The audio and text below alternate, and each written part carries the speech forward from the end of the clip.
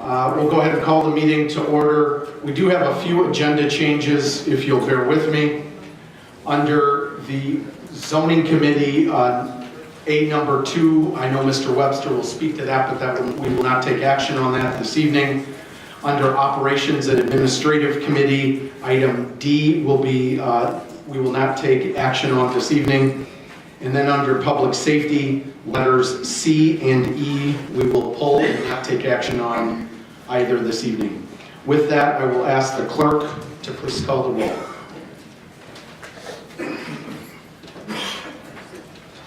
Mr. Biondo. Present. Mr. Booker. Present. Mr. Boomer. Mr. Boomer. Mrs. Crosby. Here. Mr. Fellers. Here. Mr. Fiducia. Here. Mr. Girl. Here. Mrs. Gore. Present. Mr. Hoffman. Present. Mr. Jury. Present. Mr. Kelly. Here. Mr. McDonald. Present. Mr. Nicolosi. Mrs. Red. Present. Mr. Salgado. Present. Mr. Schultz. Here. Mr. Tassoni. Present. Mr. Webster. Here. Present. Mr. Westcott. Present. Mr. Wilson. Present. We have 19 present, 1 absent. Thank you very much, Clerk McCall. With that, I will ask everybody to stand, and I will turn things over to Mrs. Red for the invocation and pledge. Mrs. Red. Thank you, Chairman. Heavenly Father, I ask that you bless us as we come together to make decisions for the county. Help us to make wise decisions, good decisions, decisions that include everyone. I ask that you bless our men and women who are out fighting for us to keep us safe. These things I ask in Jesus' name. Amen. Amen. I pledge allegiance to the flag of the United States of America and to the republic for which it stands, one nation, under God, indivisible, with liberty and justice for all.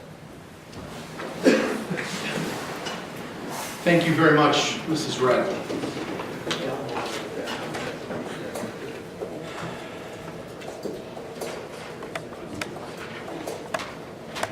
We have a couple of proclamations this evening. Our first group, I would like to invite up George Mattis, President of the St. Ambrosio Society, and Valerie DeCastris, a member of the St. Ambrosio Ladies Auxiliary. Do we have anybody and any other members of the St. Ambrosio Society here this evening? Come on up, sir.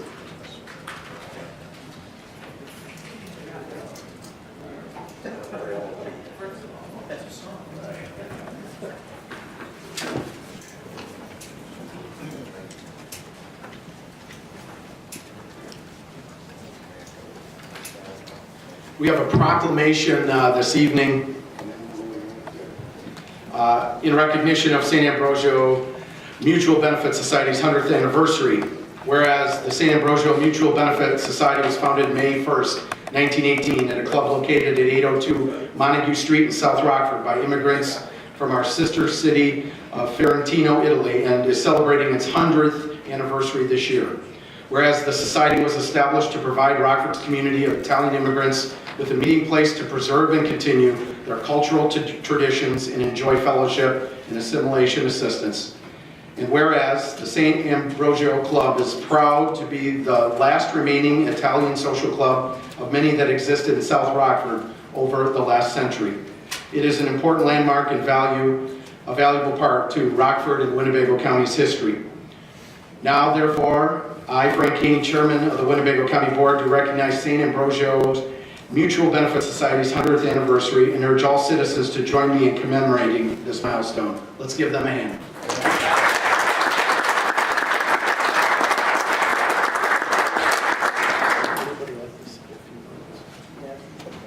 Okay, we'll do a picture right at the end.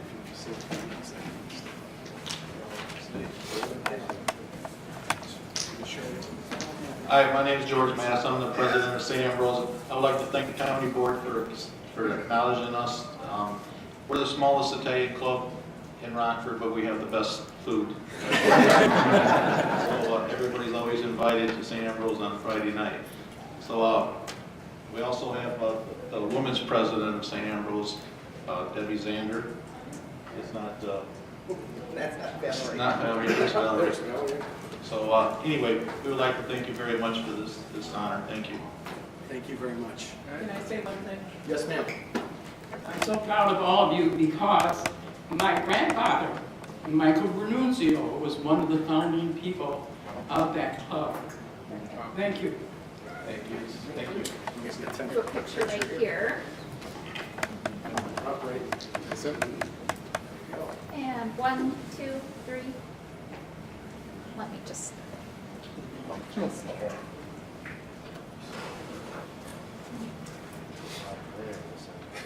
And 1, 2, 3. Thank you. Thank you very much. Thank you very much. Mr. Tadaro, say hi. Thank you.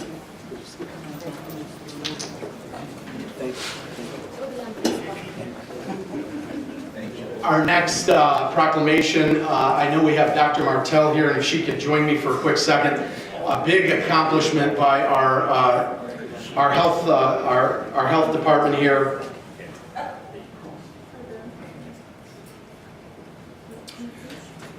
As Dr. Martell comes on up, I'm going to read a proclamation in recognition of their public health accreditation. I believe there's like 3,000 entities and only a couple hundred of them receive this level of accreditation. So it's a really big deal, and we celebrated it earlier in the week. Mrs. Gorel was there, and there was a great turnout from the community, so congratulations again. Whereas the first Board of Health in Winnebago County was established June 13, 1854, to promote a safer and healthier community. And whereas the Public Health Accreditation Board awarded the Winnebago County Health Department national accreditation status November 14th, 2017. Whereas the Public Health Accreditation Board is a nonprofit, non-governmental organization supported by the Centers for Disease Control and Prevention and the Robert Wood Johnson Foundation that provides national public health accreditation for state, territorial, local, and tribal health departments. Whereas a total of 220 health departments, as well as one statewide integrated local health department, have achieved accreditation through the Public Health Accreditation Board as of February 20th of 18. Whereas the Winnebago County Health Department, as part of the public health accreditation process, worked with the community to assess the health of the population, develop a plan to work with organizations throughout the county to address priorities for improved health, to achieve its mission to prevent disease, promote health, and enlist community efforts to improve the health of all Winnebago County residents. Now, therefore, be it resolved, I, Frank Haney, Chairman of the Winnebago County Board, do hereby recognize the exemplary efforts of the Winnebago County Health Department, its partner agencies, and our community for achieving national accreditation and outstanding dedication in the protection of health and increased longevity of all of our citizens. So congratulations, Dr. Martell.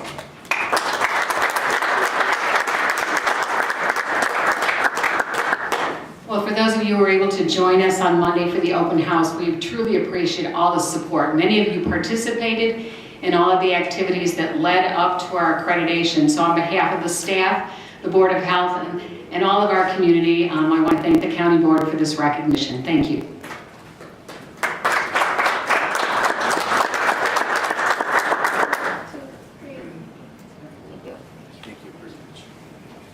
Our last proclamation, I'll ask Mr. Manzullo to come on up from the Great American Cleanup in Winnebago County. As Mr. Manzullo is coming up, we have a proclamation in recognition of the 30th anniversary of the Great American Cleanup in Winnebago County, whereas Keep Northern Illinois Beautiful is a local nonprofit dedicated to preserving our local environment through education, community involvement, public awareness, whereas Winnebago County is proud of its natural resources and neighborhoods and seeks to protect and improve our community through the action of citizens, government, and businesses working together. Whereas on April 28, 2018, thousands of volunteers from neighborhood groups, adopt highway programs, and service organizations will gather to clean up our community. Now therefore, I, Frank Haney, Chairman of the Winnebago County Board, do hereby proclaim April 28th to be the 30th anniversary of the Great American Cleanup in the county, and urge all citizens to join in cleanup projects throughout the county on the 28th, and to remember to work every day to keep our community clean, green, and healthy. Thank you, Mr. Manzullo. Thank you very much. If we could get a name.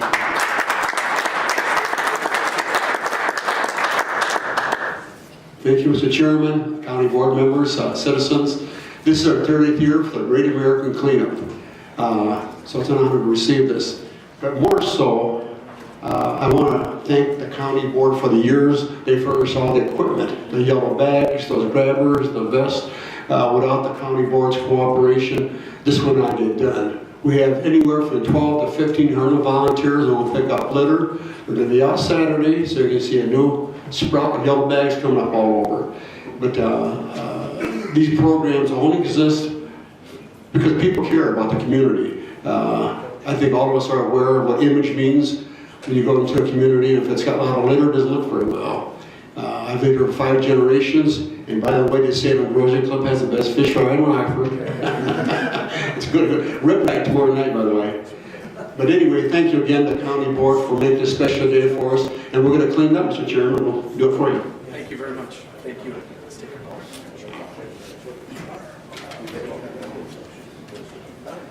We have 1, 2, 3. Nice, thank you. Thank you.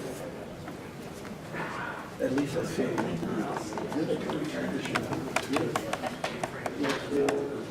Thank you again, Mr. Manzullo, and our other recipients this evening. Moving on to our next item of business. We have no public participation this evening. Minutes approval. May I please have a motion to approve the minutes from March 22nd, 2018 meeting and to lay over the minutes from April 12th, 2018. I have a motion by Mr. Fellers, a second by Mr. Hoffman and Mr. Jury. Any discussion on the minutes before the board? Seeing none, all those in favor signify by saying aye. Aye. Any opposed? Motion passes. Minutes approved. Thank you very much. Announcements and communications. Clerk McCall. The items listed below were received as correspondence. Those 5 items that we have before us will be placed on file. Thank you very much, Clerk McCall. Next item of business would be board member correspondence. Do we have any comments by board members? I see Mr. Webster. Yes, thank you. I want to thank Clerk McCall for forwarding an email to us. I think that you probably all got this email. And it is from Mike McCleary, the Executive Director of UCCI, that's United Counties Council of Illinois, which we recently joined. We're reaping the benefits of that already. He just sent us an email concerning House Bill 4581. This makes no sense to me, but it seeks to increase the age of a delinquent minor from 18 years to 21 years, and if passed, would substantially increase the burdens on the Illinois counties, their law enforcement agencies, and probation operations. UCCI is opposed to this piece of legislation and encourages your county board to adopt the model, in quotes, resolution calling for the General Assembly to oppose increasing the age of delinquent minors, quotes, which you will find attached. Please contact your local legislators of both the House and the Senate to voice your opposition to HB 4581, which, if passed, would further burden Illinois counties who are already subject to countless other unfunded mandates and difficult budget challenges. And it was scheduled to go to the House Board Judiciary Criminal Committee. I believe it was for today. She had the date wrong on there. I called and talked to Connie down there. At any rate, that's a real heads up. It's just something else. It's just another kick in the crotch for us there coming from our friends down in Springfield. And to raise the minor delinquency age from 18 to 21 over a 2-year period. It's going to go from 18 to 19 in January and then a year later to 21. I think it should be reduced. It's going the wrong way. They should make it down to 17 instead of raising 21. And I'm asking if there's any discussion on this, if we could get together and send that resolution, Mr. Chairman. Thank you very much, Mr. Webster. Maybe what we could do is then refer that to the Government Affairs and Strategic Planning little ad hoc group, and we can have a discussion. And I know you attend frequently, and I absolutely welcome, and I think that's a good discussion. So thank you very much, sir. Any other comments by board members? Yes, Mrs. Crosby, then Mr. Fellers. On Mr. Webster's consideration, I did not receive the email, So could you forward that to me so I have it, because I'm the chair of the committee? I would like that. We'll make sure on a follow-up, we get that around to all board members if it didn't make its way the first time, and we'll resend that. And I'll ask Julia to make sure I remember that. Thank you, ma'am. I think Mr. Fellers has his hand up. Mr. Fellers. Mr. Webster, what was the House bill number? Okay, it was HB 4581. Thank you. Thank you very much, Mr. Fellers and Mr. Webster. Thank you again. Any other comments by board members?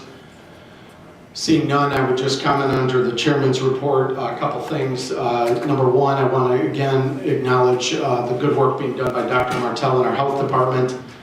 Recently, I think I forwarded an email to you. There's some discussion about potentially consolidating the lab at the health department with that of the city of Rockford. Obviously, we have a board of health that makes that final call at the recommendation of Dr. Martell, but she's been a great partner to our office, and I think there's an opportunity at some savings, I think, for both entities without decreasing services. So I appreciate her being open to some discussions on the efficiency side. So thank you again, Dr. Martell.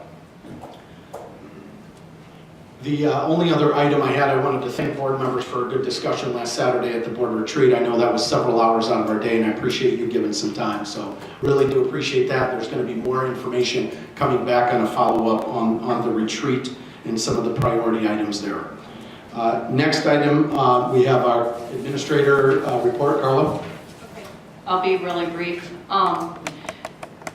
Since our last meeting, we had a meeting with Mrs. Gorel, who heads up the River Bluff Advisory Committee, some members of the state's attorney, River Bluff's administrator, Molly, our finance director, and myself to discuss the CNA retention and recruitment.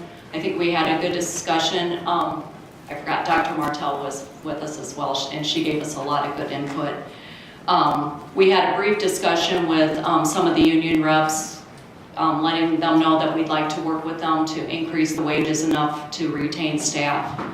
And then we'll be having a kickoff meeting with the new consulting group at River Bluff, Generations, in May. We're really excited about that. We want to establish methods of communication and our expectations. Our staff in our office and Chris Dornbush and Joe Vanderwerth continue to work on the redevelopment agreement for Quick Start. That's on the agenda tonight. We're recommending approval of that because we feel it'll be a financial benefit to the county. We have some debt that we had issued for the project back in 2012, and with this project we'd be able to make all the debt service payments and have a little bit left over. We have gotten training on the Forecast 5 projection software that was approved as part of a host fee allotment. So we'll be working on the projection that I believe we're going to present on May 3rd. Our accounting software, Munis, was implemented in 2003, and for the first time we're actually delving into using the budget module. Our new accountant, Lisa, has learned how to use it, and we're kind of short on time to actually train department heads to use Munis to do their budget this year, but it's something we're gonna use in the administrative department, and then next year we'll be able to roll it out to the various departments across the county. Part of that is we'll be using our position control, meaning that we'll have a position slot for each employee of the county, which will make tracking the termination or replacement of employees much easier. So I'm really looking forward to that. And then they're wrapping up the external audit. We'll have a draft of the report and the recommendations on May 7th, and we plan to communicate those to the Finance Committee, either the second meeting in May or the first meeting in June. The only other thing I would add to Carla in my report is that the termination or replacement. the Baker Tilly consolidation study that will begin in the next 30 days, where we'll look at internal consolidation and discussions around HR and finance functions that have perhaps been pushed out and decentralized. We're just going to take a look at that. There will be, at the end of the process, recommendations that will be shared internally with our partners as well as with the board. So thank you again for supporting the funding of that.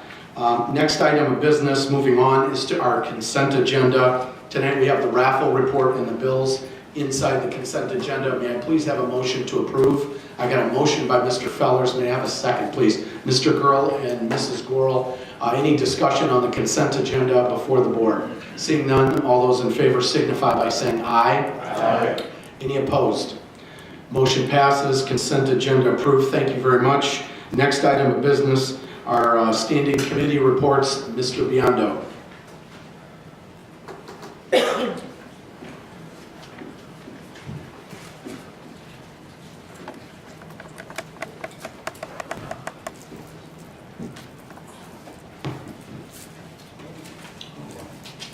Excuse me, I'm not making these speeches.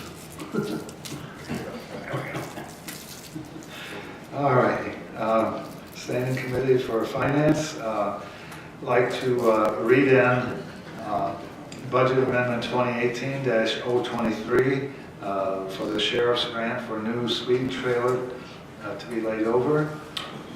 Thank you very much. And since it was a 6-0 vote unanimous, I'd like to suspend the rules and vote on that. We have a motion by Mr. Biondo to suspend the rules this evening, and that would allow us to vote on item B. We have a motion by Mr. Biondo, a second by Mr. Gurl and Westcott. Any discussion on the motion to suspend the rules and vote this evening? Seeing none, all those in favor signify by saying aye. Aye. Any opposed? Motion passes. We've suspended the rules. Mr. Biondo. Yes, this is a grant for $10,595, and it's budget neutral, so I move that we approve budget amendment 2018-023. We have a motion by Mr. Biondo on item B under the Finance Committee, the sheriff's grant for a new speed trailer. May I have a second? Motion by Mr. Biondo, a second by Mrs. Crosby, Mr. Westcott, and Mr. McDonald. Any discussion on item B? Seeing none, all those in favor signify by saying aye. Aye. Any opposed? Motion passes. Item approved. Thank you very much, Mr. Biondo. I'd like to read in budget amendment 2018-024, host fee budget amendment to be laid over. We got a motion, or I'm sorry, thank you for reading that in, Mr. Biondo. I'd also, the vote was 6-1. I'd like to move to suspend the rules. We got a motion to suspend by Mr. Biondo on the host fee budget amendment. I got a second by Mr. Wilson, Mr. Westcott, and Mr. Boomer, and Mr. Webster. So we have a second there. Any discussion on item C? Yes, Mr. Schultz. Thanks, Mr. Chairman. I was the one lonely no vote on this because we didn't have a presentation as to what we were spending the money on.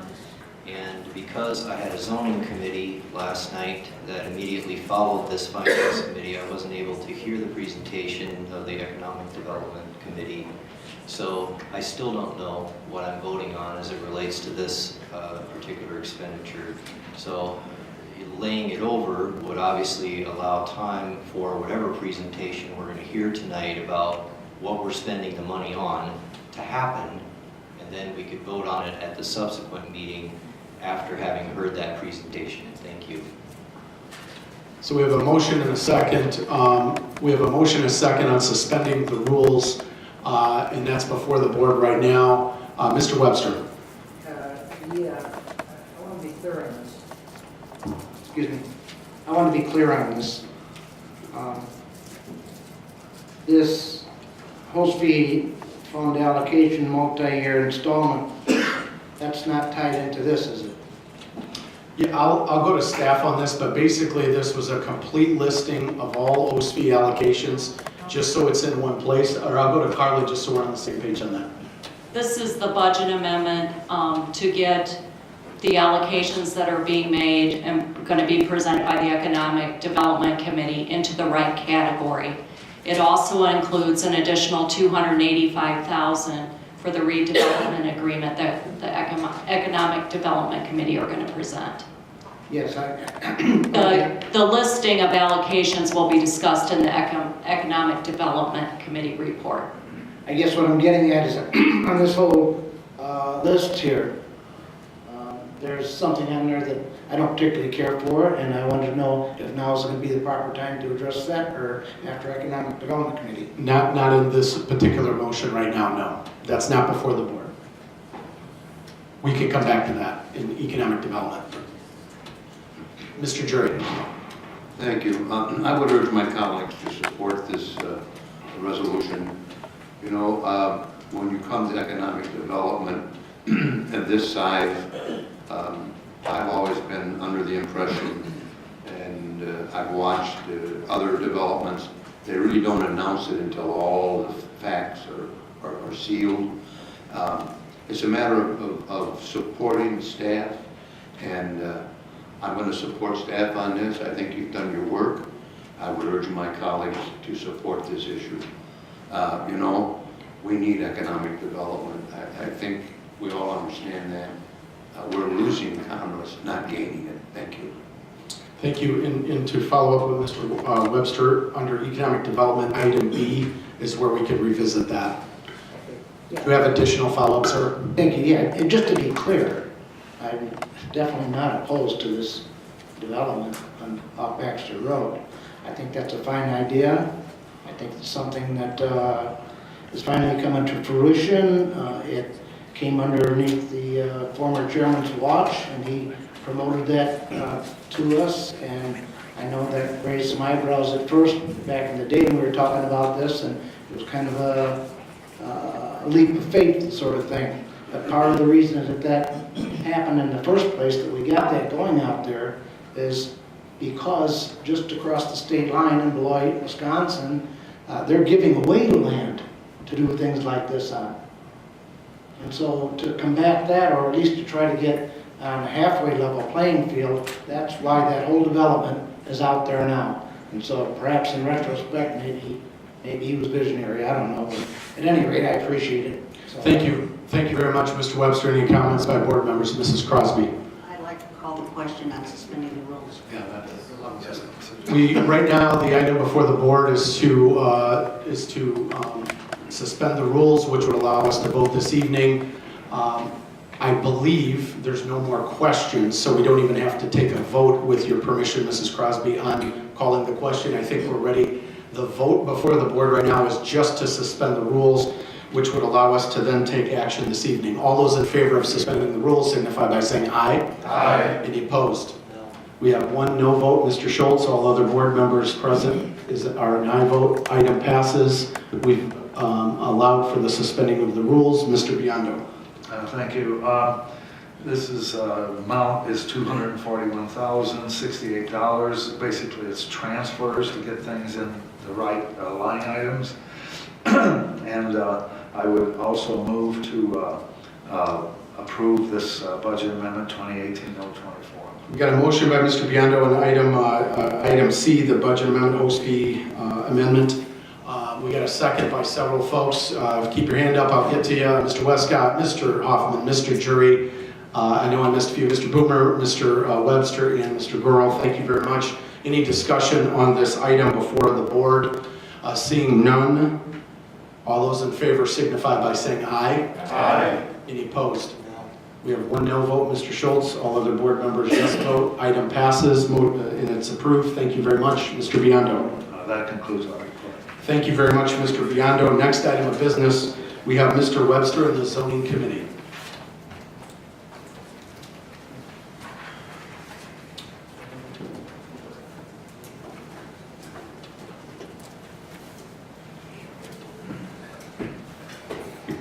Thank you, Chairman. There are a couple items for the zoning committee. It came out of zoning committee one day. On your agenda there, number 1 is Z0418. It's a map amendment to rezone some property from Ag to RE, and that is at 8270 Tate Road, District 1. And that came from the Zoning Board of Appeals with unanimous approval, and it came out of zoning committee with unanimous approval as well. So it's in for a first reading, but we're in for a first reading. Thank you very much, Mr. Webster. Because it was unanimous approval, if anybody wants to go along with suspending rules, we could do that. We have a motion to suspend, I believe, by Mr. Westcott and a second by Mr. Kelly, Mrs. Grohl, and Mr. Fellers. Any discussion here on suspending the rules? All those in favor of suspending the rules signify by saying aye. Aye. Any opposed? Motion passes. We've suspended the rules. Mr. Webster. Thank you, Chairman. I would be remiss if I didn't mention that item number 2, SU 0218, has something to do with an asphalt plant, as everyone's aware of. And last night at zoning committee, we made a motion and we laid this over until our next zoning committee meeting.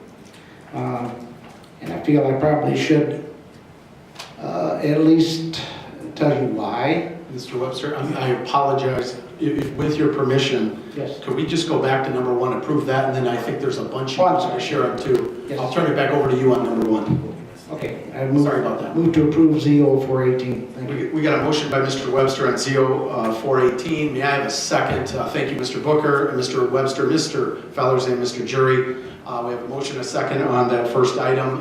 Any discussion by board members? Seeing none, all those in favor signify by saying aye. Aye. Any opposed? Motion passes unanimously. Mr. Webster. Thank you all. I got ahead of myself. Sorry. Anyway, that got laid over because there was like 256 pages of minutes. And we just got those minutes late Monday. And so that's like reading a novel and trying to understand, digest all of that. And so I know that there were board members that didn't have a chance to read all of that. And so to that end, that's why we laid it over. And secondly, on Monday, a member of the public had contacted staff and wanted to get a copy of those minutes. And they were told that they couldn't be released because they were only in a draft form. And the following day, that person, I believe, contacted the state's attorney's office and wanted to know why they couldn't have them.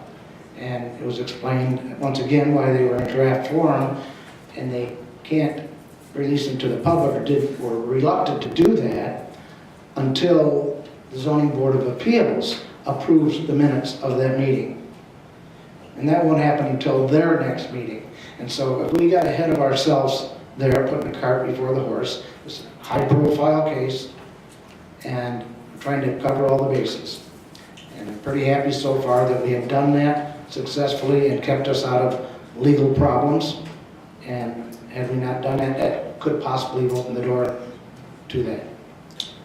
Thank you. Mr. Webster, we have a couple of hands up, and we'll go through this quickly. Mr. Fellers, then Mr. Jury.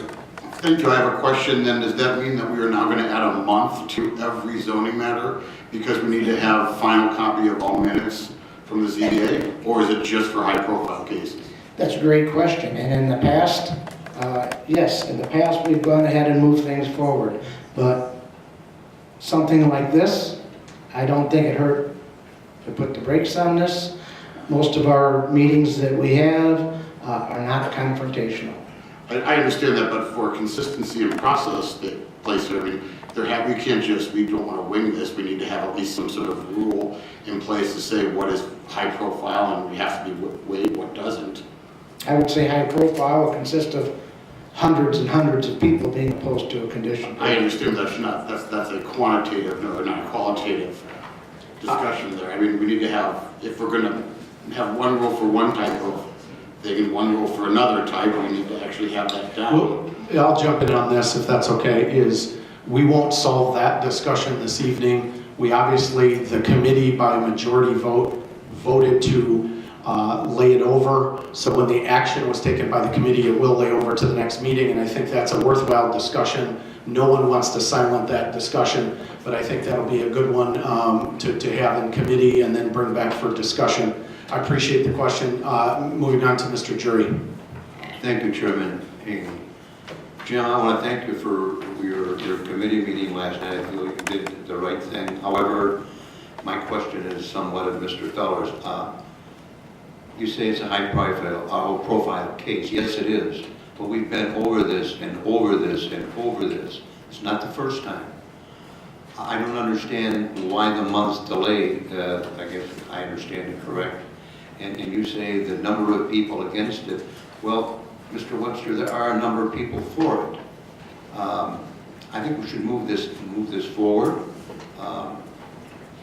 with a reasonable amount of time, and a month seems like a little bit excessive. Thank you. Thank you, Mr. Jury. The action has been taken by the committee, which cannot be undone in a board meeting, so it will go to the next board meeting. I do think there'll be discussion on process in the future, and I appreciate the discussion. Any more questions by board members? Yes, Mr. Tassoni. And just a comment, my personal take is, I don't go for the high profile past practice. I think it's all or nothing when it comes to that and minutes being approved and all. Yes, and again, we will not this evening resolve a process question. Any other quick questions or comments? Mrs. Gorel. Nine times out of 10, we have minutes that are right with the whole package when they come, and they're complete minutes. These are incomplete minutes. That package was so huge, the only part of that package I actually got time to read was for the attorneys and that part of why we should have it. Trying to get to the part where we didn't opposed it or what we needed to read, that thing was so long it would have taken me a week to read it. And the print's real nice and small. But 9 times out of 10, we don't have that problem. We come with actual completed minutes that we read prior to our meetings.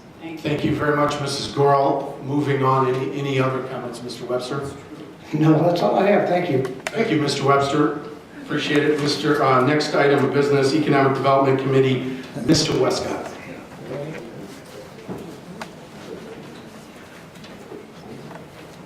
Thank you, Mr. Westcott. Thank you, Chairman. We have 4 items in front of you tonight. First one, we'll move a resolution approving recommendations for 2018 host fee allocations, and I so move. We have a motion by Mr. Westcott on item B, resolution approving recommendations for 18 host fee allocations, complete listing of host fee allocations for the year. A second by Mr. Wilson and Mr. Hoffman. Any discussion by board members on item B under economic development? I got Mr. Webster, then Mr. Wilson. Mr. Webster. Okay, here we go again. Yes, about halfway down through there, we have penciled in Nicolay and Dark once again as lobbyists. And you're going to hear me talk about this again. We have gotten no benefit, no real benefit from our lobbyists yet. After 3 months or whatever, he did come in and sit down and introduce himself and talk to us, and that was it. We had a little nice chat. And since then, there's been absolutely nothing until our last board meeting when we get this one-page memorandum from Nicolay and Dark. I assume it's because he saw the end was near as far as his monthly paychecks. And so at any rate, there's a little one-page memorandum there talking about a couple of potential things that may or may not happen. Nothing really with any meat on the bone, nothing substantial. So at any rate, I don't understand a couple of things on here. One is there's the $30,000 and then the $35,000, that makes $65,000. And that would, at $5,000 a month, that's 7 months, not 6. Why, first of all, why is the extra $5,000 on there? Was that, what's that earmarked for? Thank you, Mr. Webster. I believe the question regarding government affairs efforts in general was the lobbyist at $5,000 a month and what was originally set aside and then split out. Originally, we brought the whole year to the board, and then at your request, we split out and only included the first 6 months, I believe, of the year. The extra few $1,000s is for any other legislative affairs or government affairs activity that would be outside of a lobbyist relationship. For example, if there was any engagement in Springfield, I know I plan on taking a trip, or into Chicago, we put that aside and put that into the budget. What the action was taken by the board was they wanted to check midpoint, and they did the first 6 months and then wanted to revisit. I would liken, to your point, Mr. Webster, you made, I think, a very interesting point a few minutes ago, and you talked about economic development efforts that didn't show fruit back some time ago, but you stuck with it, and now you might see a result. I certainly, when the board made the decision to do a 6-month check on a new approach to our government affairs approach, absolutely, with the headwinds in Springfield, I think we absolutely need to have efforts beyond just a mere association, which I think is good and I support. I'm looking long haul. I'm looking at a strategy that extends beyond 1 year. I strongly recommend we see this through, but I do understand and respect your concern about any money we spend in ROI, but I would liken it to a long-term strategy and long-term ROI where I think there are bigger hits, and I'll even point this far out. After the election, we need to do our work now to position ourselves the best we can for whatever it is that does happen post-election in Springfield. DuPage County invests $285,000 a year in lobbyist activities. The city of Rockford, I believe, is in the range of $150,000. We are a fraction of that. I'm not here to sell you that there's one lobbyist that is in action that's better or different, and that's not what's on the agenda. What I will say is I think we have been hurt in a detrimental way by not being more engaged to this point. I know we were more in the past. Just follow up, Mr. Webster. First of all, DuPage County is a wealthy county. In comparison to Winnebago County, we're dirt poor. Secondly, you're telling me the extra $5,000 is for a trip to Chicago? No, that's not what I said. I said for any other government affairs legislative that could include, but at this point is not planned, but that is set aside for activities that may come up along this line in the year. Those are yet to be determined, but that was what was budgeted and talked about in the discussions, yes. Okay, and coincidentally, the piece that I announced and read to you earlier on in our board meeting about some more legislation coming from Springfield is going to cost us a pile of money. It's curious that we got this memorandum at our last board meeting from Mr. Dart or Mr. Nicolay, either one. We just recently joined UCCI. They're the ones that sounded the alarm today to us on what's going on in Springfield. It wasn't from Nicolay and Dart.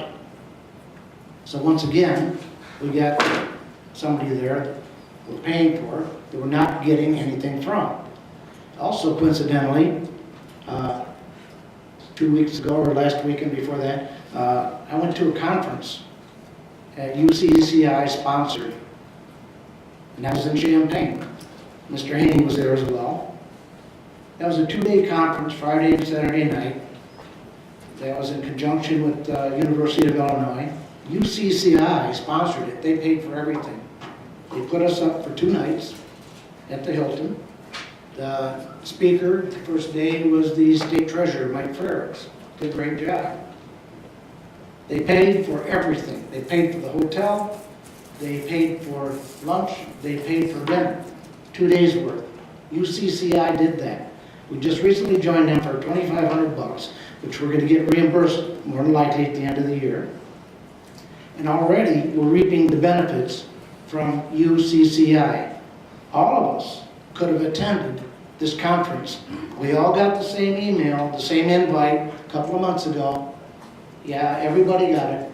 And so you could have signed up for that. And if we'd have done that, imagine that the reimbursement that we'd have got for our $2,500 would have more than covered it if even half of us would have gone there. And so once again, I don't see the need. I think we're wasting taxpayer dollars to spend another $30,000 or another $65,000 or another $5,000 for a lobbyist. We're not getting any bang for our buck. Thank you. Your objection and concern is noted on I'd like to make a motion to pull that out of there.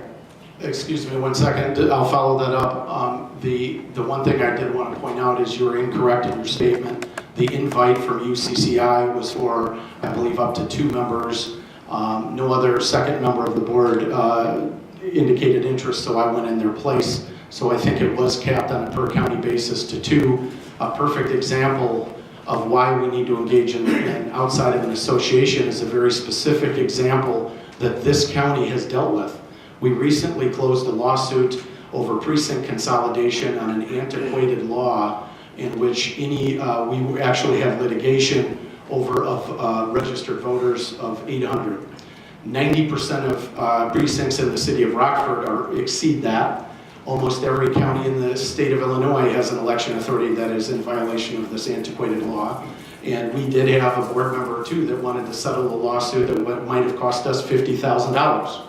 However, what we've done, and it's one of several strategies through the Mrs. Crosby's government affairs discussions, is we've engaged multiple legislators and our lobbyists and other folks, and there's an effort to adjust the law to make it reflect today's reality, and that was enough in discussions to settle the lawsuit without additional cost to the county that might have actually been in the range of the lobbyist, that now we go back to the other things. So there's a multitude of things that I think it's not about one thing, it's about several, but your objection is noted. Once again, excuse me, Mr. Webster, I just want to go to on a clarification on what's actually before the board right now. Is before the board, we are approving, just so we have clarity on the floor, the recommendations for the 2018 allocations and complete listing of host fee.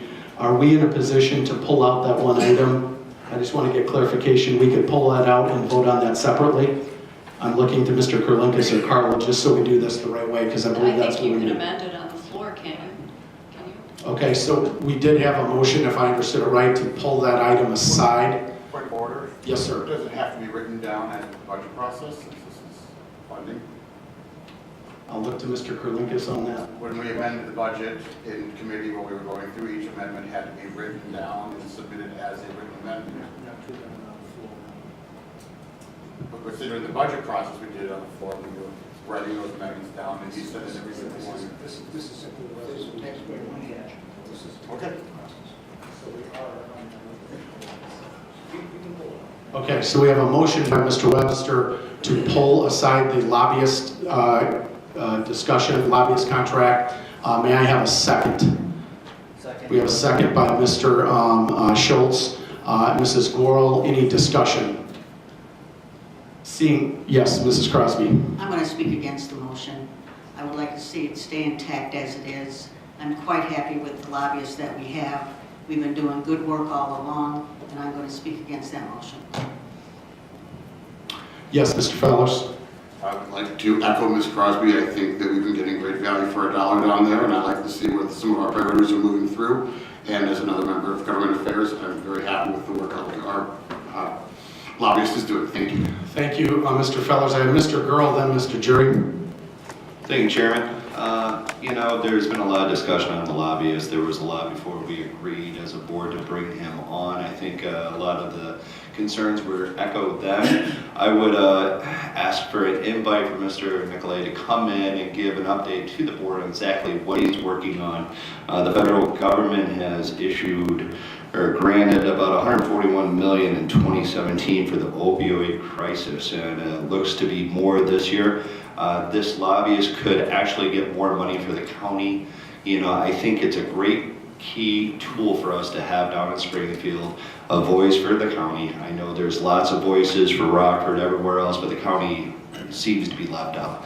So I would echo Ms. Crosby and Mr. Fellers that for now I would like to see this lobbyist stay on, but I would like to at least get an update on what he's been working on, what are his goals, and maybe some questions can be asked then at the time, but that would be my recommendation. Thank you very much, Thank you. Mr. Gurl. Mr. Jury. Thank you, Chairman Haney, and I also echo Mrs. Crosby, Mr. Fellers, and Mr. Gorel. And I'd like to thank Mr. Webster for the work that he's done in pursuing the lobbyist. However, I don't need someone to send me an email. I'm very concerned. I watch the news and I read the paper. I knew all about the change in the law.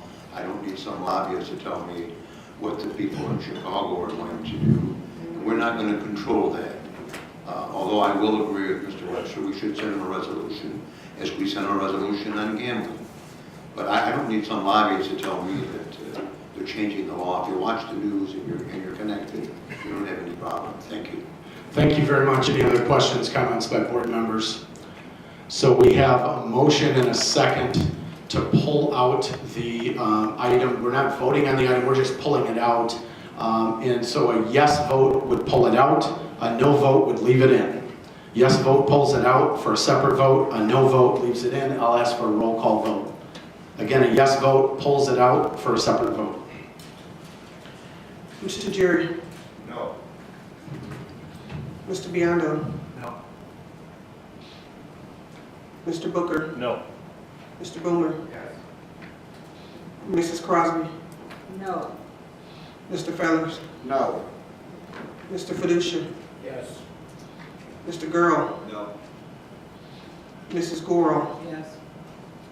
Mr. Hoffman? No. Mr. Kelly? No. Mr. McDonald? Yes. Mrs. Red? No. Mr. Salgado? No. Mr. Schultz? Yes. Mr. Tassoni? No. Mr. Webster? Yes. Mr. Westcott? No. Mr. Wilson? No.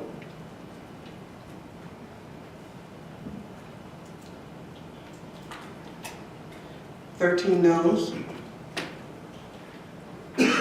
6 yes, 1 absent.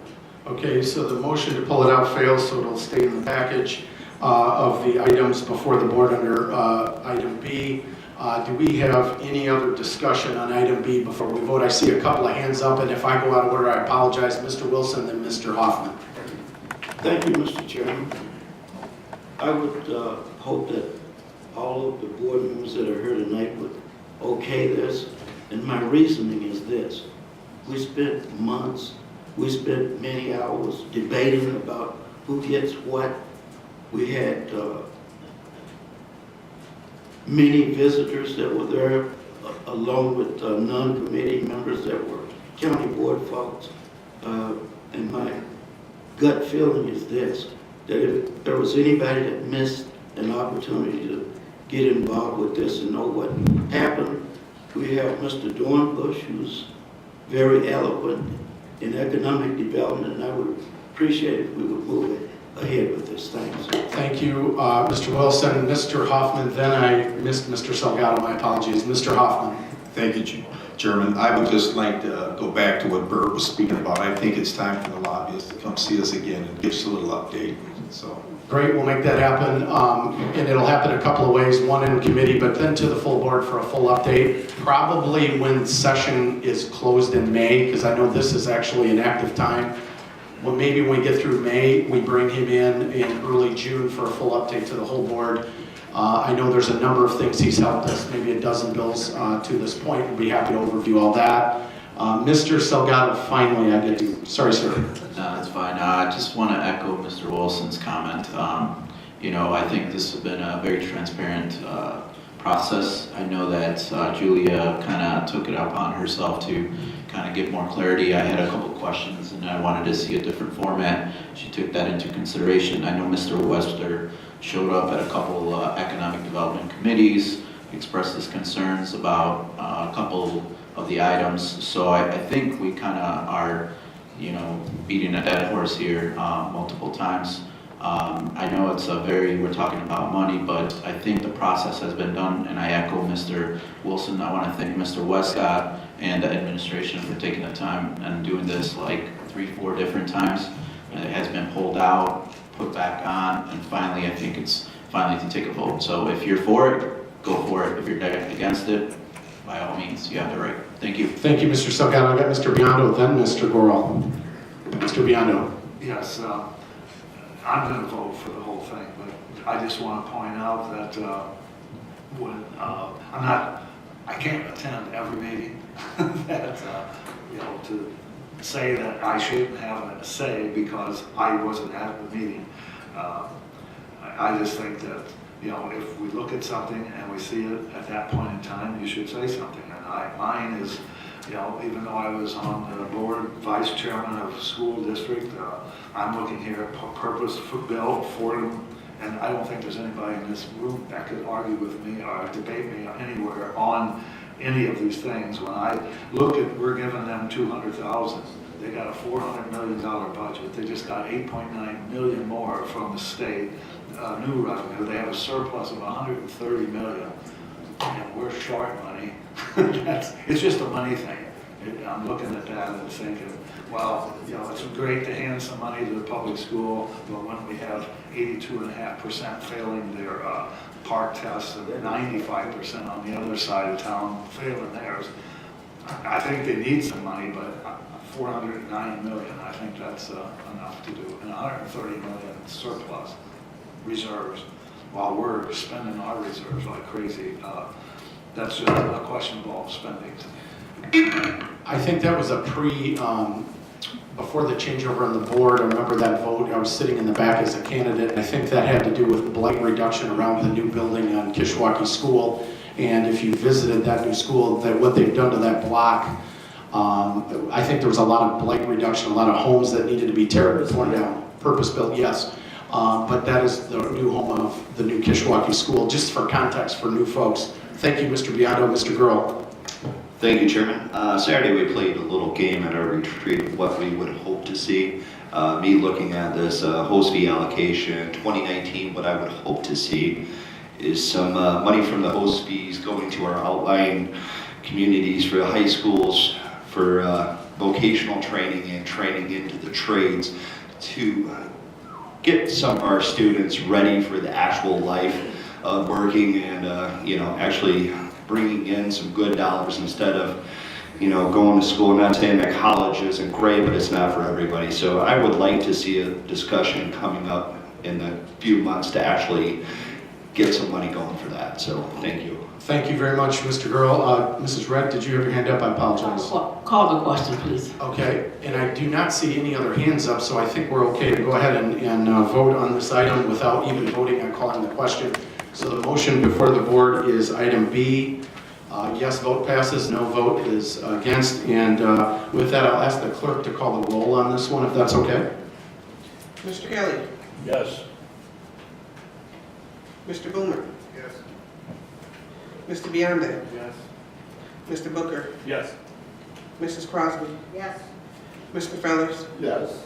Mr. Fiducia. Yes. Mr. Gurl. Yes. Mrs. Gore. Yes. Mr. Hoffman. Yes. Mr. Jerry. Yes. Mr. McDonald. Yes. Mrs. Redd. Yes. Mr. Soldado. Yes. Mr. Schultz. No. Mr. Tassoni. Yes. Mr. Webster. Yes. Mr. Westcott. Yes. Mr. Wilson. Yes. 18 yeses, 1 no, 1 absent. Thank you very much. Motion passes. Appreciate the discussion. I know there'll be more of it. Appreciate it. Next item, I'll go back to Mr. Westcott. Thank you again, Chairman. We have a resolution to approve payment of architectural services rendered, and I so move. Motion by Mr. Westcott on item C under economic development, and a second by Mr. Wilson, Mr. Biondo, Mrs. Redd, Mr. Jury. Any discussion on this architectural item?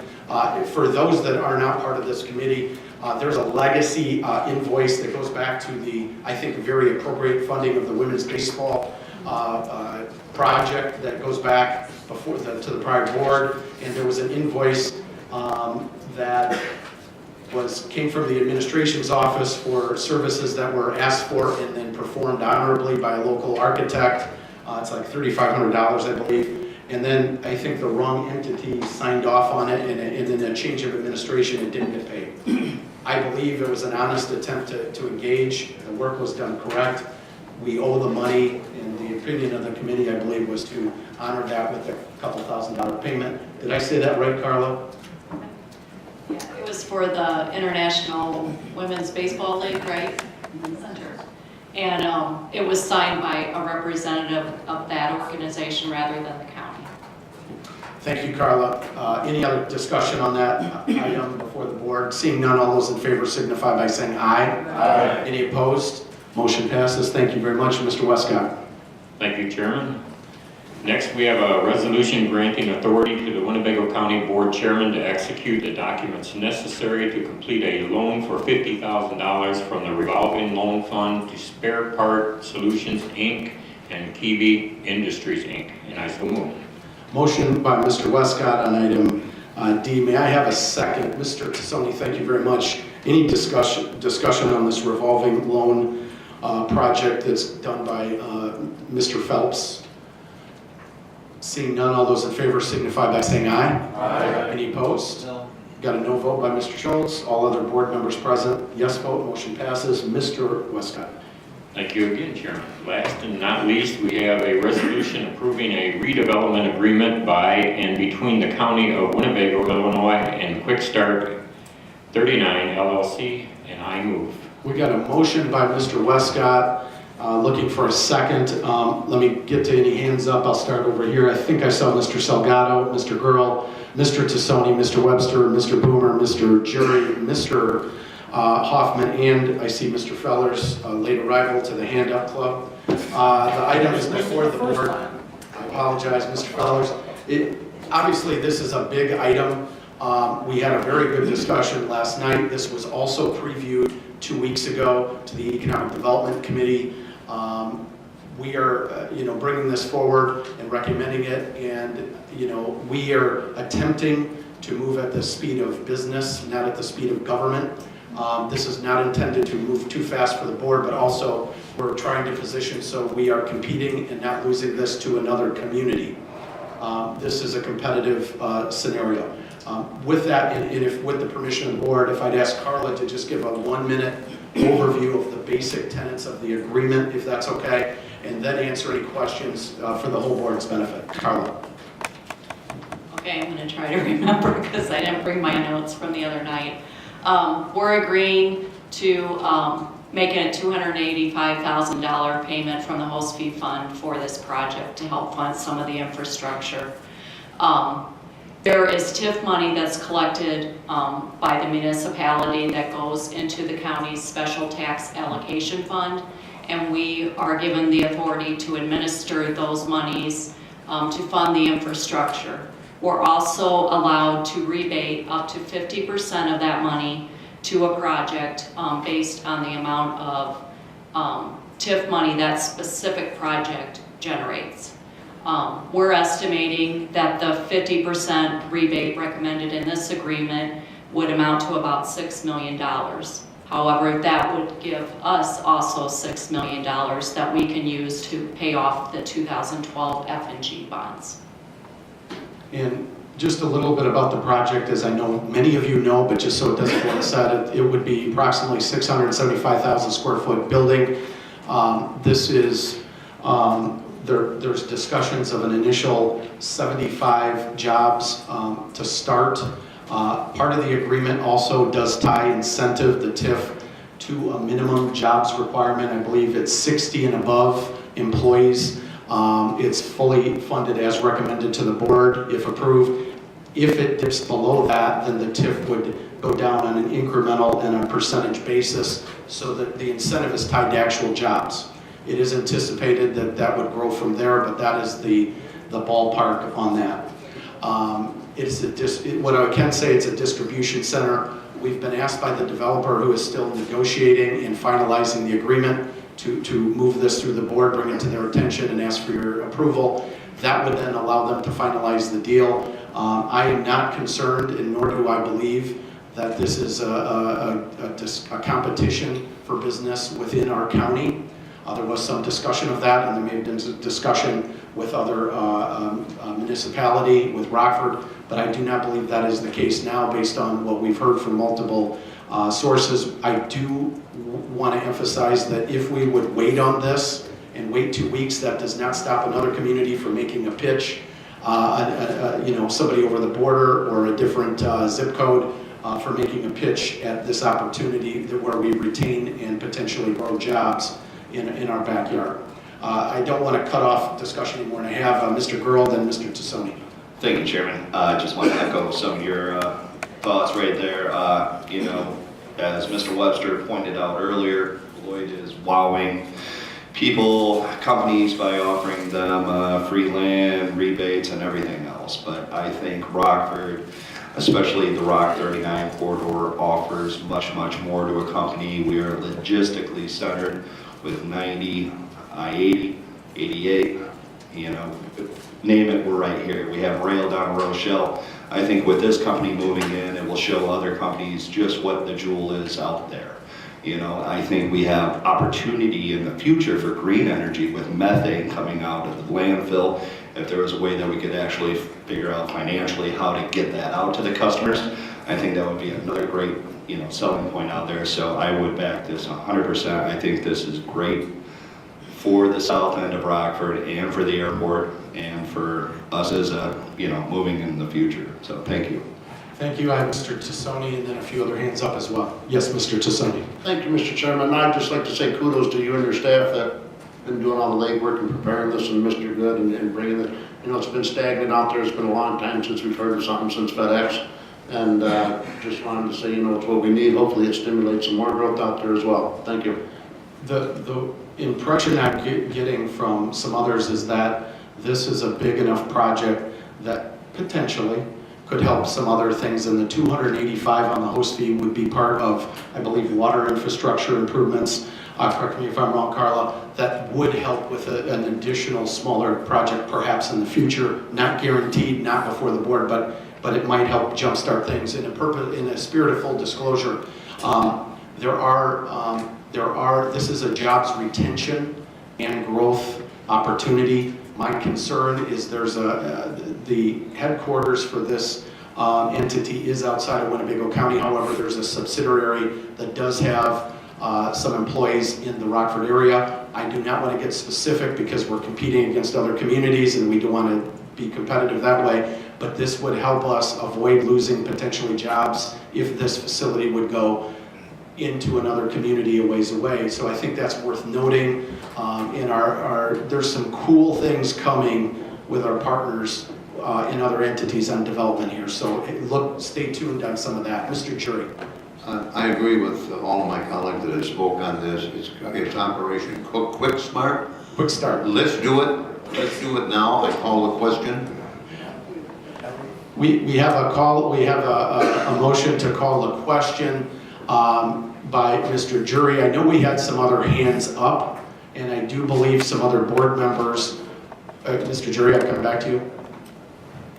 Point of order. The question. Call the question. Yes, we have a motion by Mr. Jury to call a question. I know there were some other hands up, so if you vote, I may have a second on the motion to call the question. Mrs. Crosby has her hand up to call the question. So the item is before the board to call the question. A yes vote would end discussion. A no vote would in fact continue the discussion. And I do not believe at this point we can have discussion on that, can we, Mr. Kurlinkus? Correct? So we are merely voting to end discussion. A yes vote ends discussion on a big item. A no vote would allow some more discussion to continue. I will ask the clerk to call the roll. Mr. McDonald? No. Mr. Biondo? No. Mr. Booker? No. Mr. Boomer? Mrs. Crosby? Yes. Mr. Fellers? No. Mr. Fiducia? Yes. Mr. Girl? Yes. Mrs. Gorel? Yes. Mr. Huffman? Yes. Mr. Jury? Yes. Mr. Kelly? Yes. Mrs. Red? No. Mr. Salgado? Yes. Mr. Schultz? No. Mr. Tassoni? Yes. Mr. Webster? No. Mr. Westcott? Yes. Mr. Wilson? Yes.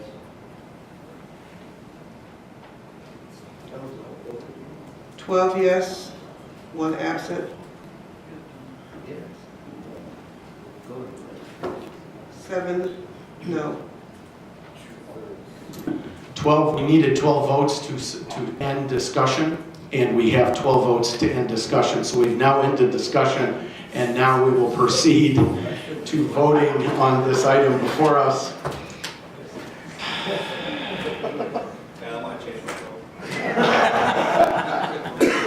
So we are ending discussion on item E, the redevelopment agreement with the county. And the item, again, is before the board. It's been motioned and seconded. And with that, I'm going to ask Clerk McCall to do a roll call again. Thank you, ma'am. Mr. Biondo. Yes.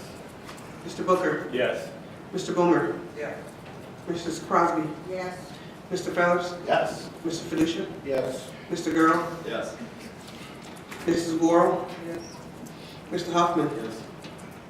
Mr. Jury. Yes. Mr. Kelly. Yes. Mr. McDonald. Yes. Mrs. Red. No.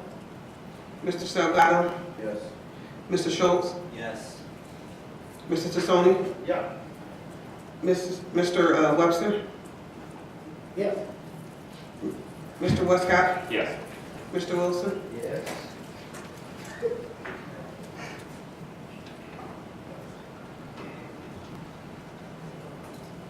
Yes, 1 no, 1 absent. Motion passes. Thank you very much.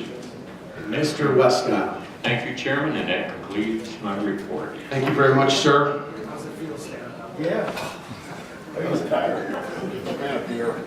Next item of business, Operations Administrative Committee, Mr. Jury.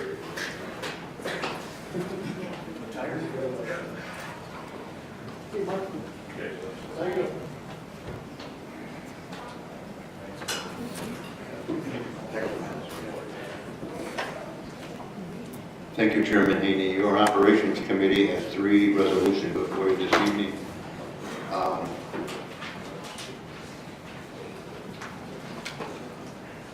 And then after these, vote on these, Mr. Chairman, I would like to ask Carter to come up and give a little overview on our new purchasing policy, which we will bring forth from my committee next week. Okay. First resolution is a resolution, and I'd like to speak to this one after I read it in. Yes, sir. A resolution affixing compensation for other benefits and other benefits for certain elected county officials.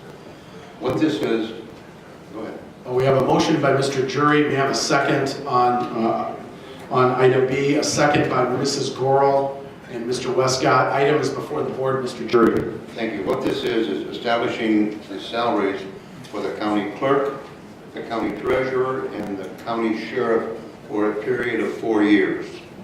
I brought it forth committee, and there are no raises for any of the elected officials.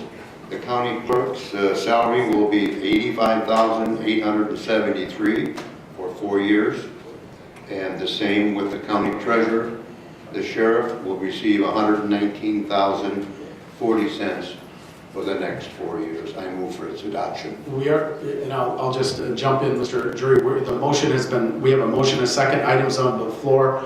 Mr. Jury, added context is for the county clerk, treasurer, and sheriff.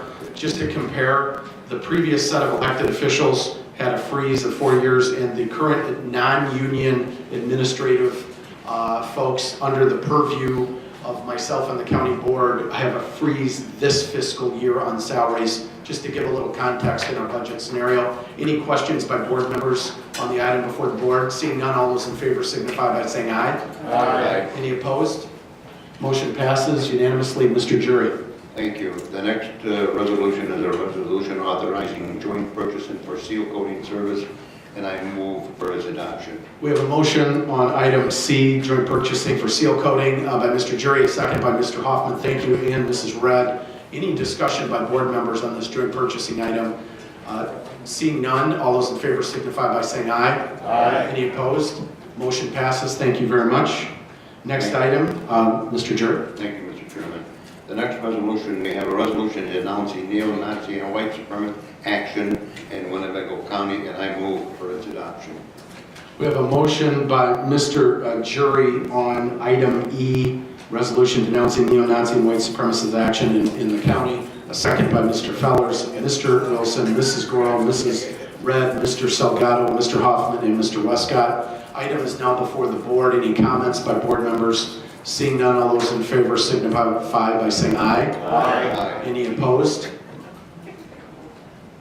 Motion passes unanimously, but please note, I believe Mr. Webster and Mr. Burrow were absent for that vote in the restroom. Thank you. Carla, do you want to do your presentation? This has taken some time. I'd like to thank Ann Johns and Carla for putting this together. This is a document that has 30-some pages. So when this comes to you, I would ask you to read it, to look it over. I have reviewed it. I think it's an excellent document, but you may have some questions and concerns. So I'm going to turn this over to Carla and Ann. Thank you for your work. Thank you, Mr. Jury.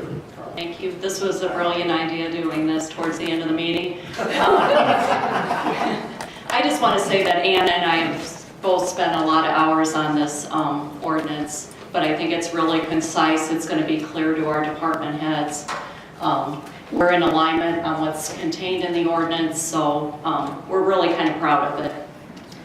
So, next.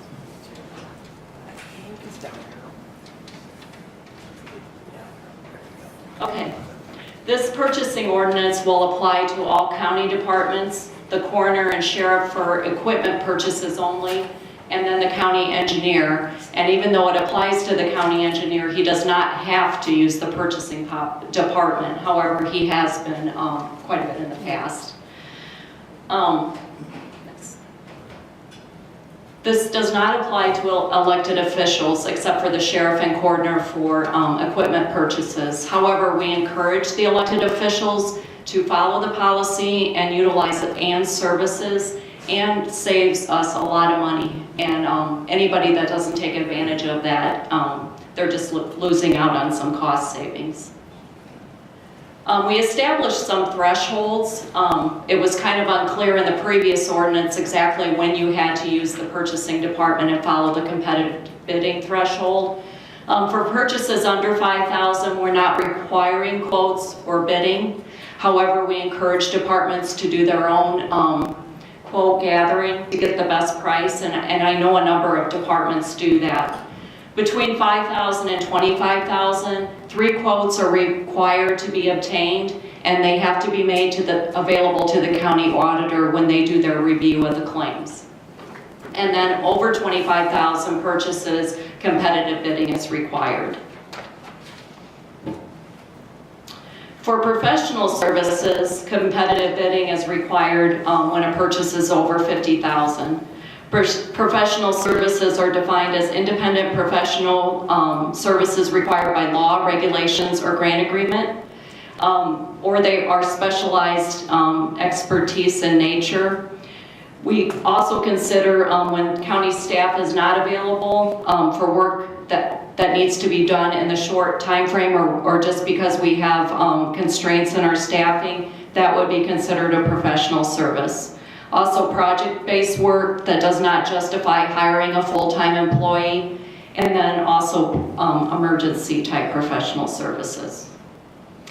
In the document, we define sole source procurements. A lot of people will try to justify that there's only one source they can obtain a service or supply from. These are really defined in the ordinance and have to be approved by the Director of Purchasing. And then emergency purchases.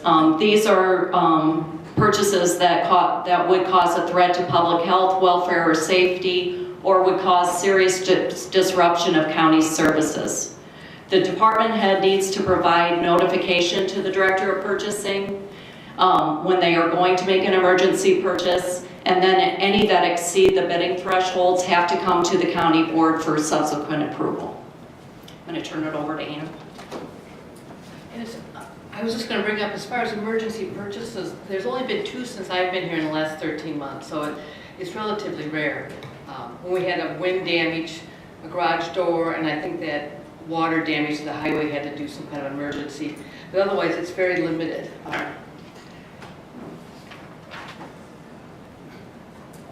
That's your turn. I think we were already there, cooperative purchasing.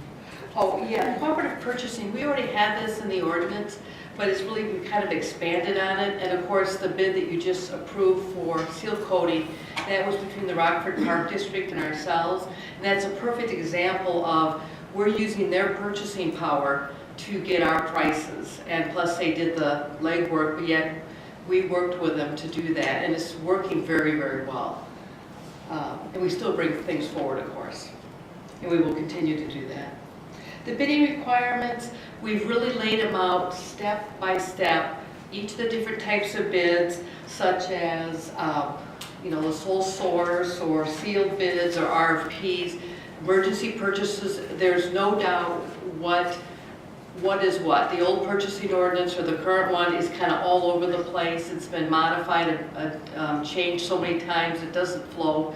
The new one will flow very well, and it's just really laid out well. And I really feel that it's very transparent the way it is. Everyone will have an equal opportunity. There won't be a preference for anyone.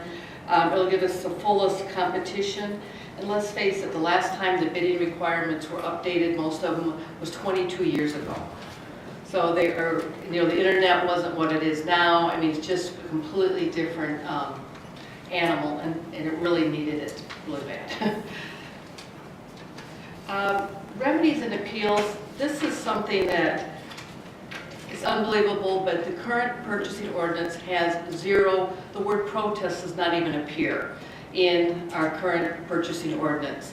What we just rewrote has nearly 3 pages of step-by-step instructions, what are our rights and what a bidder's rights are, also what a contract claim can be, back and forth. And as far as who settles these cases, it might be myself, it might be the chairman, it might be the board. It depends on the type of claim, the dollar value, and when the state's attorney needs to intervene. It's all laid out in those 3 pages. And then also the procedure for non-compliance. This is very key because we do have non-compliance for awards, for bid. This does come up, and it's like, how do you deal with it? And so now again we have this laid out, and in certain circumstances for professional services over $50,000, that's when we want the board or at least a committee to intervene and say that's okay or no, it's not okay. And if there's a purchase under $25,000 that doesn't go to the board and a payment comes through and the auditor feels like it was purchased non-compliant, he can refuse payment, even though the services were done. He now will have that power, because that'll force the departments to seriously follow the rules and when they purchase that under $25,000. So I'm real pleased that that's going to be part of it, because they need to learn to get those 3 quotes, attach them to the purchase order, and so that will make things a lot easier for all of us to enforce the rules. Debarment. That is something that's been kind of interesting. There's a little bit in the current purchasing ordinance on debarment. There's not much. And what I learned recently is the highway department has its own list of businesses it debars.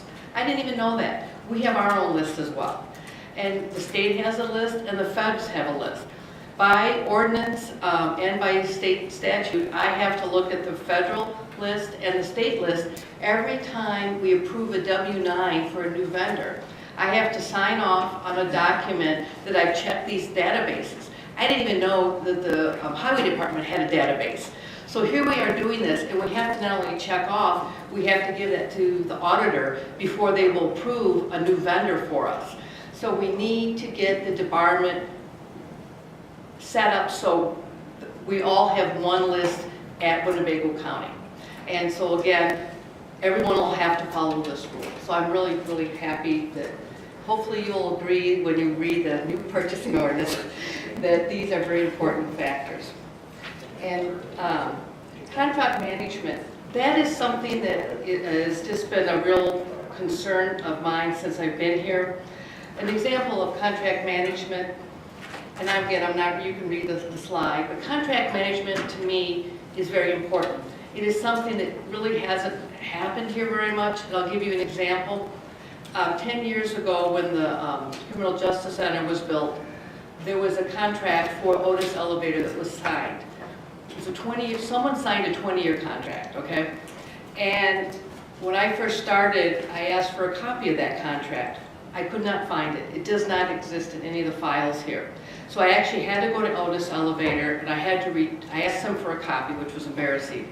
And then when I got it, and I started looking over the fine print and looked at a current invoice, they were overcharging us by $22,000 and had been for 3 years, okay? They had $66,000 out of about a $40,000 invoice, or maybe about $50,000. But the point is, that was a mathematical error. That wasn't in them being sneaky or Otis Elevator, they're very large.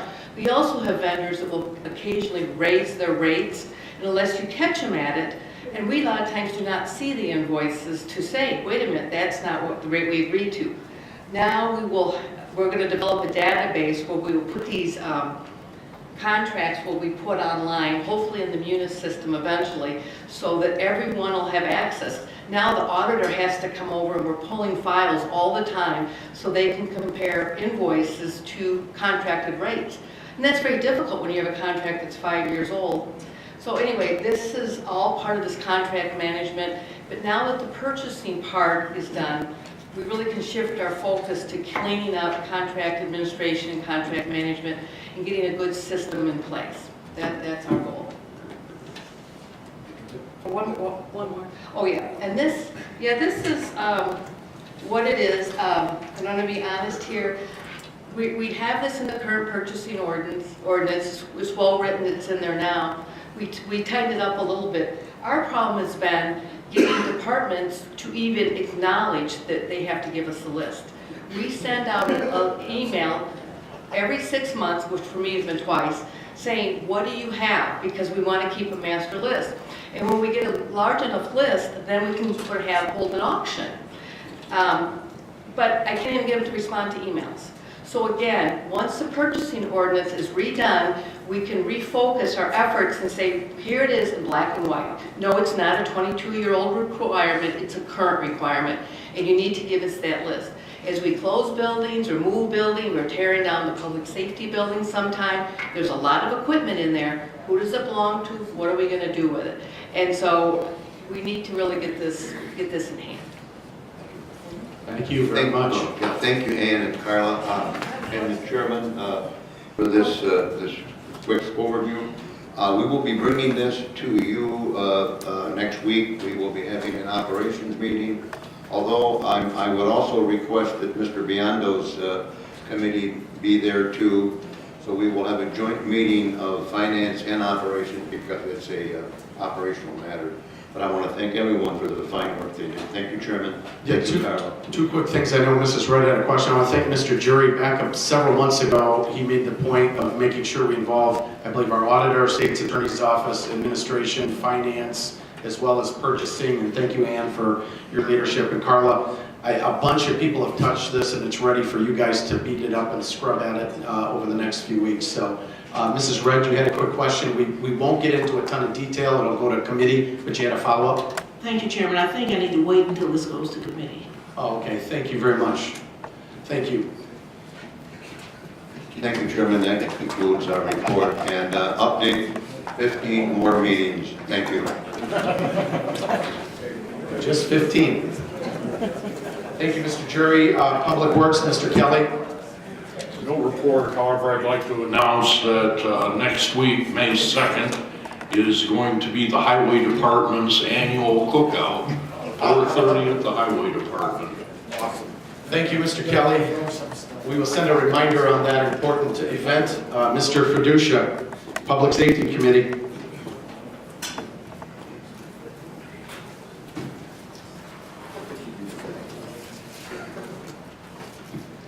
Thank you, Mr. Chairman. The Public Safety Committee is bringing in 2 resolutions this evening. The first resolution is to approve an agreement for Phase 1 of Lean Implementation Consulting Services in the Sheriff's Department, and I so move. We have a motion by Mr. Fiducia on the lien contract with the Sheriff's Department, and I have a second by Mr. Booker, Mrs. Crosby, Mr. Westcott, Mr. Fellers, and Mr. Wilson and Mr. Girl. Item is now before the board. I would just add I'm really excited about this, and I want to thank the sheriff for getting his leadership team together around this important discussion. Any comments by board members? Seeing none, oh, yes, sir, Mr. Wilson. Thank you, Mr. Chairman. I know it's a little late in the game for us to get in there with the sheriff department because lean has been around at least 10 to 12 years. I partook in it, no offense. It's a good thing. I mean, you're laughing, but it's a good thing. It singled out efficiencies and made things better for the department as a whole. Thank you. I appreciate your comments. Any other discussion by board members on the lien contract with the sheriff?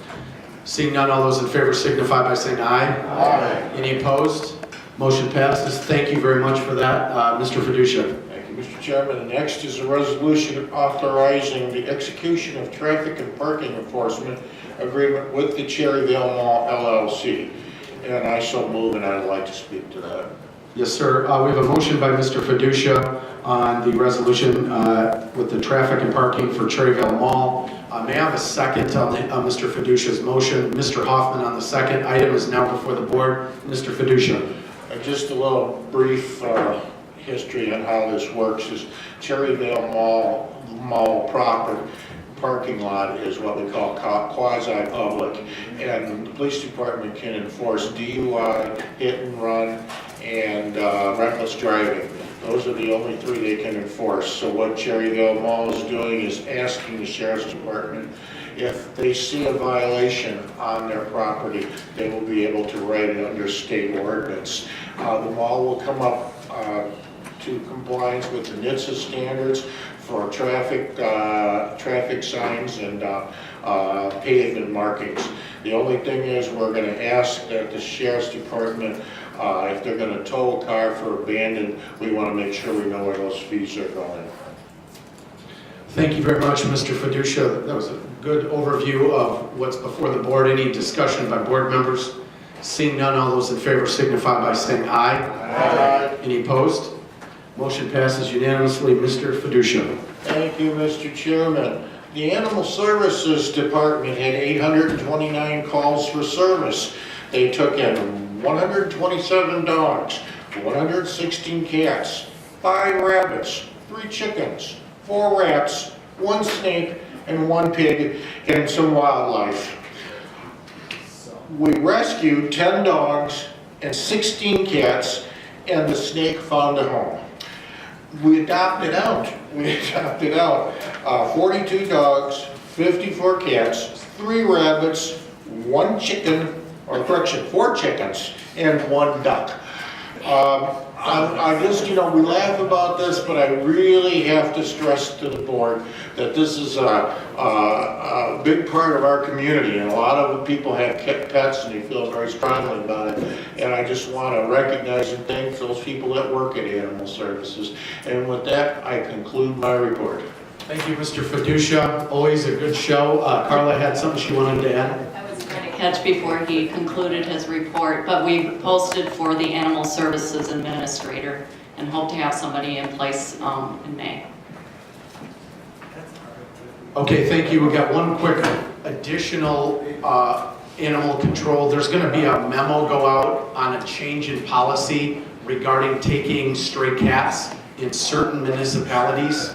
So look in your email. There'll be a communication on that front coming to the board. Thank you very much, Mr. Fiducia. Any unfinished business? Yes, sir. Mr. Schultz.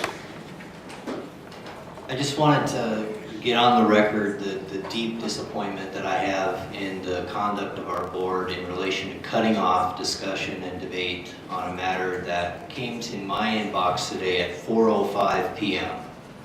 And I voted in favor of the item because in the 1-minute explanation that Carla gave, I got enough information, which was the only information I got, to make a decision to vote in favor of it. But the fact that we didn't have an opportunity to ask questions on a major item, and you presumed, I believe, that I was going to vote against it. I heard the and ah when I voted for it. I'm in favor of development to the Baxter Y39 corridor. I've been waiting for it as long as anybody. I've asked for reports on what our status is as it relates to that more than anybody on this board.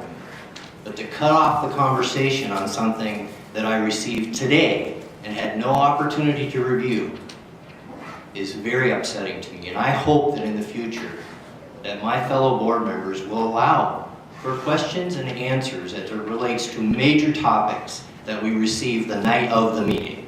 Thank you. Thank you, Mr. Schultz. Any other unfinished business, Mr. Biondo? Yes, I second Mr. Schultz's regard for this. I had 4 questions I wanted to ask, and I wasn't given the opportunity because the majority of you did not let me ask the questions, and I think I deserve that. Thank you.